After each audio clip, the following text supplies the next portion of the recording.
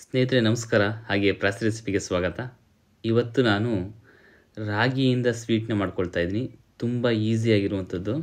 ಈ ಸ್ವೀಟ್ಗೆ ಬರೀ 4 ಐಟಮ್ ಅಷ್ಟೇ ಹಾಕೋದು, ಇನ್ನೇನೂ ಇಲ್ಲ. ರಾಗಿ, ಬಾದಾಮಿ, ಏಲಕ್ಕಿ ಮತ್ತು ಸ್ವೀಟ್ಗೆ ಅಂತ ಬೆಲ್ಲ, ಇವಿಷ್ಟೇ ಹಾಕೋದು, ಇನ್ನೇನು ಬೇಕಾಗಿಲ್ಲ. ಇಲ್ಲಿ ಕೆಲಸ ಅಂತಿರೋದು ರುಬ್ಬೋದು ಅಷ್ಟೇ, ಅದು ಬಿಟ್ಟರೆ ಇನ್ನೇನೂ ಇಲ್ಲ. ಮತ್ತು ತುಂಬ ಹೆಲ್ತಿ ಕೂಡ. ಸೊ ತಡ ಮಾಡೋದು ಬೇಡ, ಇದನ್ನು ಮಾಡೋ ವಿಧಾನ ಹೇಗೆ ಅಂತ ನೋಡ್ಕೊಂಡು ಬರೋಣ. ಈ ರಾಗಿ ಸ್ವೀಟ್ನ ಮಾಡಬೇಕು ಅಂದರೆ ಮೊದಲೇ ಅಂದರೆ ನೆನೆ ಹಾಕಿ ಇಟ್ಕೋಬೇಕು. ಸೊ ಇವಾಗ ನಾನು 1 ಕಪ್ ಆಗುವಷ್ಟು ರಾಗಿನ ನೀರು ಹಾಕಿ ತೊಳೆದು ಚೆನ್ನಾಗಿ ಒಂದು ಪ್ಲೇಟ್ ಹಾಕಿ ನೆನೆಯೋಕ್ಕೆ ಇಟ್ಕೊಳ್ತಾ ಇದ್ದೀನಿ.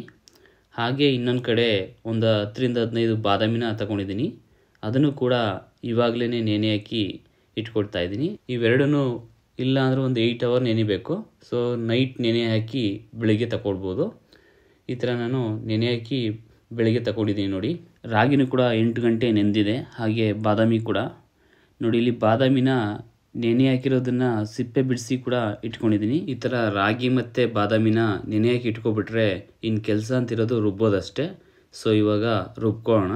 ನಾನಿಲ್ಲಿ ಒಂದು ಬ್ಲೆಂಡರ್ನ ತಗೊಂಡು ರಾಗಿನೆಲ್ಲ ಹಾಕ್ಕೊಂಡು ಸ್ವಲ್ಪ ನೀರು ಹಾಕ್ಕೊಂಡು ರುಬ್ಬೋದಕ್ಕೆ ಇಡ್ತೀನಿ.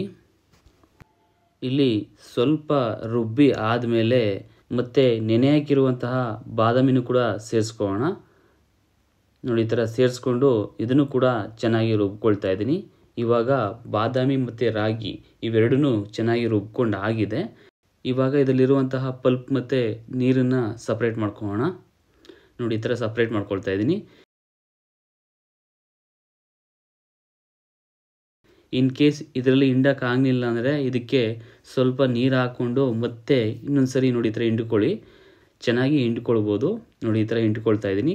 ಇವಾಗ ಎಲ್ಲ ಆಗಿದೆ. ನೆಕ್ಸ್ಟ್ ಇದನ್ನು ಬೇಯಿಸೋದಕ್ಕೆ ಇಟ್ಕೊಳ್ಳೋಣ. ಇಲ್ಲಿ ಒಂದು ಪಾತ್ರೆಗೆ ನಾವು ಹಿಂಡಿ ಸಪ್ರೇಟ್ ಮಾಡಿರುವಂತಹ ರಾಗಿ ಮತ್ತು ಬಾದಾಮಿ ನೀರನ್ನು ಇಲ್ಲಿ ಸೇರಿಸ್ಕೊಳ್ತಾ ಇದ್ದೀನಿ. ಹಾಗೆ ಇದ್ರ ಜೊತೆ ನಾನೇ ಕುಟ್ಟಿ ಪುಡಿ ಮಾಡಿರುವಂತಹ ಏಲಕ್ಕಿ ಪುಡಿನೂ ಕೂಡ ಸೇರಿಸ್ಕೊಳ್ಳೋಣ. ಮತ್ತು ಒಂದು ಚಿಟಿಕೆ ಆಗುವಷ್ಟು ಉಪ್ಪನ್ನು ಕೂಡ ಸೇರಿಸ್ಕೊಳ್ಳೋಣ.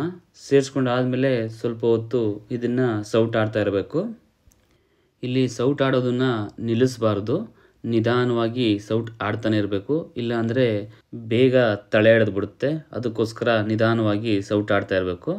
ನೋಡಿ, ಈ ಥರ ಸ್ವಲ್ಪ ಗಟ್ಟಿ ಆದಮೇಲೆ 3/4 ಕಪ್ ಆಗುವಷ್ಟು ಬೆಲ್ಲನ ಸೇರಿಸ್ಕೊಳ್ತಾ ಇದ್ದೀನಿ. ಅಂದರೆ ರಾಗಿನ 1/3ರಿಂದ 1 ಕಪ್ ಆಗುವಷ್ಟು ತಗೊಂಡಿದ್ದೆ.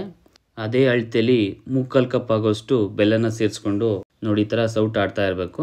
ಇದು ಗಟ್ಟಿ ಆಗುತ್ತೆ ನಿಧಾನವಾಗಿ, ತುಂಬ ಏನು ಟೈಮ್ ತಗೊಳ್ಳೋದಿಲ್ಲ, ಬೇಗ ಆಗುತ್ತೆ. ನೋಡಿ, ಈ ಥರ ಗಟ್ಟಿ ಆದಮೇಲೆ ಇದಕ್ಕೆ 2 ಟೇಬಲ್ ಸ್ಪೂನಷ್ಟು ತುಪ್ಪನ ಸೇರಿಸ್ಕೊಳ್ಳೋಣ. ಕೊನೆಯಲ್ಲಿ ಸೇರಿಸ್ಕೊಳ್ಬೇಕು ತುಪ್ಪನ. ಸ್ವೀಟ್ದು ಟೇಸ್ಟು ತುಂಬ ಚೆನ್ನಾಗಾಗುತ್ತೆ ಈ ತುಪ್ಪ ಹಾಕೋದ್ರಿಂದ. ನೋಡಿ, ಈ ಥರ ಇನ್ನೊಂದು ಸರಿ ಸೌಟ್ ಆಡ್ಕೊಳ್ಳೋಣ. ನೋಡಿ, ಈ ಥರ ಸೌಟೆಲ್ಲ ಆಡ್ಕೊಂಡು ಆದಮೇಲೆ ದೊಡ್ಡ ದೊಡ್ಡ ಗುಳ್ಳೆಗಳು ಬರುತ್ತೆ. ನೋಡಿ, ಈ ಥರ ಬಿಗ್ ಬಬಲ್ಸ್ ಬರುತ್ತೆ. ಈ ಥರ ಬಂದ ಮೇಲೆ ಸ್ವೀಟು ರೆಡಿಯಾಗಿದೆ ಅಂತ ಇದನ್ನು ಒಂದು ಟ್ರೇಗೆ ಹಾಕ್ಕೊಳ್ತಾ ಇದ್ದೀನಿ. ನೋಡಿ, ಈ ಥರ ಒಂದು ಟ್ರೇಗೆ ಸೇರಿಸ್ಕೊಳ್ಳೋಣ. ಟ್ರೇಗೆ ಸೇರಿಸ್ಕೊಂಡು ಆದಮೇಲೆ ಮೇಲೆ ಸ್ವಲ್ಪ ಸಮ ಮಾಡ್ಕೊಳ್ಬೇಕು. ನೋಡಿ, ಈ ಥರ ಎಲ್ಲ ಕಡೆ ಸ್ಪ್ರೆಡ್ ಮಾಡ್ಕೊಳ್ಳೋಣ. ನೋಡಿ, ಇವಾಗ ಎಲ್ಲ ಆಗಿದೆ. ಇದನ್ನು 1 ಗಂಟೆ ಡೀಪ್ ಫ್ರೀಸಲ್ಲಿ ಇಡಬೇಕು. ಇಲ್ಲಾಂದರೆ ಹೊರಗಡೆ ಇಟ್ಟರೆ ಒಂದು 5ರಿಂದ 6 ಗಂಟೆ ತಡೆಯುತ್ತೆ. ಸೊ ಹಾಗಾಗಿ ಡೀಪ್ ಫ್ರೀಸ್ಗೆ ಇಟ್ಟರೆ ಬೇಗ ಆಗುತ್ತೆ 1 ಅವರಲ್ಲಿ. ನೋಡಿ, ಇವಾಗ ಡೀಪ್ ಫ್ರೀಸಿಂದ 1 ಅವರ್ ಆದಮೇಲೆ ತಗೊಳ್ತಾ ಇದ್ದೀನಿ. ನಿಧಾನವಾಗಿ ಇದನ್ನು ಕಟ್ ಮಾಡ್ಕೊಳ್ಳೋಣ. ನೋಡಿ, ಇಲ್ಲಿ ಆಲ್ರೆಡಿ ಜಾಸ್ತಿನೇ ಗಟ್ಟಿಯಾಗಿದೆ ಡೀಪ್ ಫ್ರೀಜಲ್ಲಿ ಇಟ್ಟಿರೋದ್ರಿಂದ. ಸೊ ಡೀಪ್ ಫ್ರೀಜ್ಗೆ 3/4 ಗಂಟೆ ಅಥವಾ 1 ಅವರ್ ಸಾಕು, ಅದ್ರ ಮೇಲೆ ಇಡಬಾರ್ದು, ಗಟ್ಟಿ ಆಗಿಬಿಡುತ್ತೆ. ಇನ್ ಕೇಸ್ ಇಟ್ಟರು ಏನೂ ಆಗೋಲ್ಲ.